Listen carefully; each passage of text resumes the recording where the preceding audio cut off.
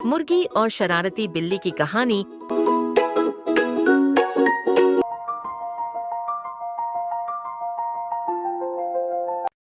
बहुत समय पहले एक हरे भरे गांव में एक प्यारी सी मुर्गी रहती थी।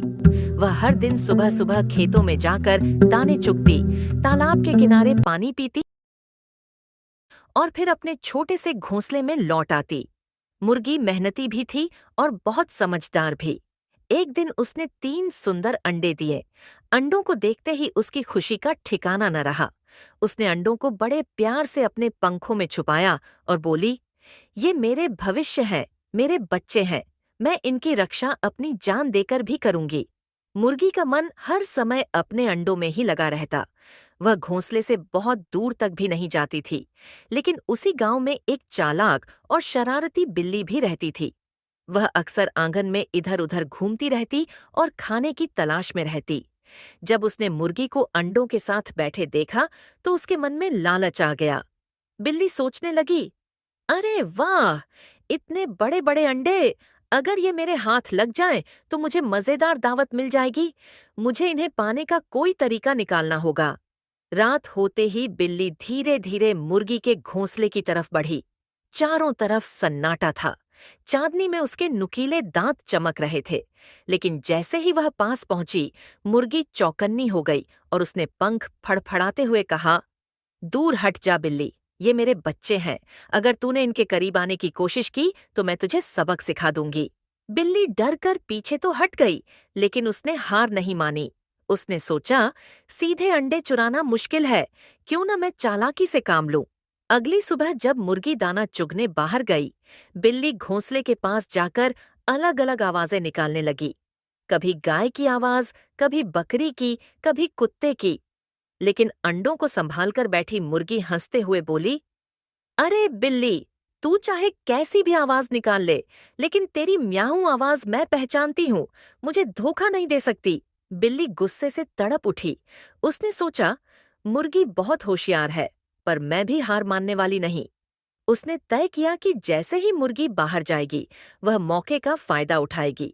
लेकिन मुर्गी अकेली नहीं थी। उसके दोस्त चिड़ियाओं और पास का एक वफादार कुत्ता हर समय उसकी मदद करने को तैयार रहते थे। जब बिल्ली धीरे धीरे घोंसले की ओर बढ़ी, तभी मुर्गी ने जोर से आवाज लगाई।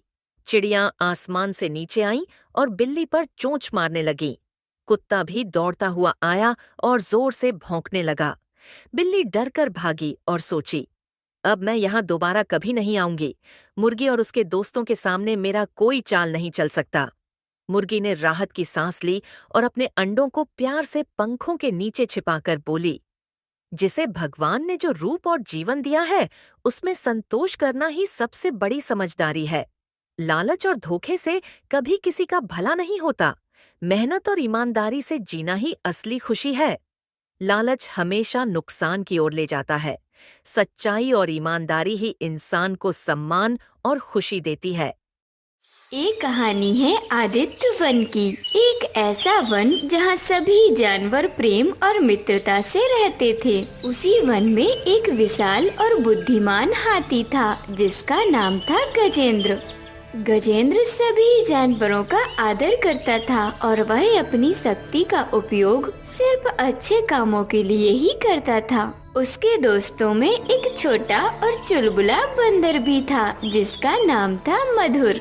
मधुर हमेशा पेड़ों की शाखाओं पर कूदता फांदता रहता और अपनी चालाकियों से सबका मनोरंजन करता था। एक दिन गजेंद्र और मधुर की बातचीत हो रही थी। मधुर हमेशा की तरह उछलते कूदते हुए गजेंद्र की सूंड पर बैठा था।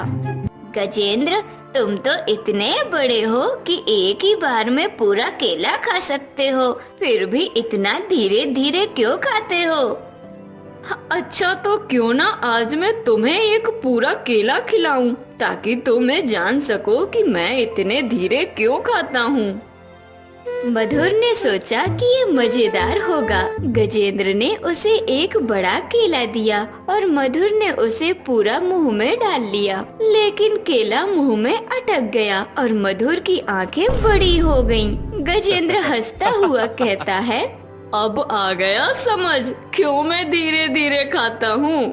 मधुर की हालत देखकर बाकी जानवर भी हंसने लगे। मधुर ने आखिरकार केले को बाहर निकाला और सब ने मधुर की नादानी पर ठहाके लगाए। इसी तरह गजेंद्र और मधुर के बीच प्यारी प्यारी नोकझोंक होती रहती थी। एक दिन की बात है, गर्मी का मौसम था और सभी जानवर तालाब के किनारे बैठे थे। मधुर को अचानक शरारत सूझी। उसने गजेंद्र से कहा, गजेंद्र, तुम्हारे पास तो इतनी बड़ी सूंड है, क्या तुम मुझे उस पानी के झरने तक उड़ा सकते हो? गजेंद्र ने कहा, क्यों नहीं, और मधुर को सूंड से पकड़कर हवा में घुमाना शुरू कर दिया। मधुर हंसते हुए कहता है, अरे वाह, ऐसा लग रहा है जैसे कि मैं तो हवा में उड़ रहा हूँ। लेकिन तभी गजेंद्र की सूंड में थोड़ा झटका आ गया और मधुर सीधे पानी में गिर पड़ा। मधुर गुस्से में बड़बड़ाते हुए पानी से निकला। तुम्हारी उड़ान तो सही थी, लेकिन लैंडिंग में ही कमी रह गई। बाकी जानवरों की भी हंसी फिर से गूंज उठी। मधुर और गजेंद्र की ऐसी प्यारी नोकझोंक से जंगल वासियों का अच्छा खासा मनोरंजन हो जाया करता था। हर अगले दिन मधुर को कुछ ना कुछ अलग करते रहने का ख्याल मन में आता रहता। एक दिन मधुर को ख्याल आया कि वह भी किसी बड़े जानवर की तरह दहाड़ सकता है। उसने सभी जानवरों को इकट्ठा किया और कहा, देखो, मैं आज शेर की तरह दहाड़ूंगा। सब लोगों ने उत्सुकता से उसकी तरफ देखा।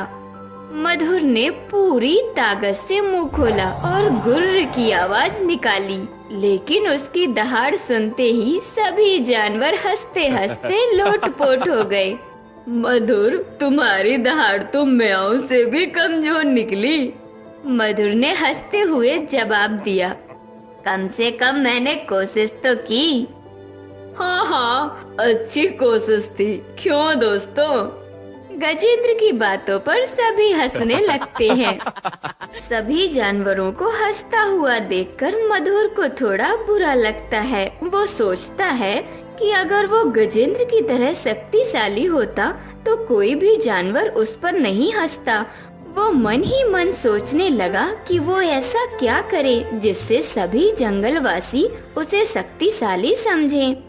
सोचते हुए उसके मन में फिर एक अजीबोगरीब तरकीब आती है। वो गजेंद्र के पास जाता है और कहता है, गजेंद्र, तुम इतने बड़े और शक्तिशाली हो, अगर मैं तुम्हारी तरह होता तो सब मुझसे डरते और मेरा सम्मान करते। गजेंद्र हाथी मुस्कुराता है, शक्ति का मतलब सिर्फ आकार और बल में नहीं होता मधुर, असली शक्ति हमारे मन और विचारों में होती है।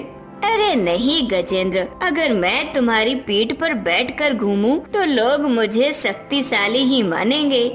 गजेंद्र, क्या तुम मुझे अपनी पीठ पर बिठाकर जंगल में घुमा सकते हो? गजेंद्र ने उसकी बात मान ली और मधुर को अपनी पीठ पर बिठा लिया। जब मधुर गजेंद्र की पीठ पर बैठकर जंगल में घूमने लगा तो सभी जानवर उसे देखकर कहने लगे, अरे वाह मधुर बंदर, कितना शक्तिशाली दिख रहा है। मधुर को अब यकीन हो गया कि वह भी शक्तिशाली हो गया है। लेकिन तभी जंगल में अचानक एक बड़ा तूफान आ गया। आप सभी पेड़ों के पीछे जाइए, मधुर तुम भी छुप जाओ। मैं तो इतना शक्तिशाली हूँ कि मुझे कोई डर ही नहीं है गजेंद्र।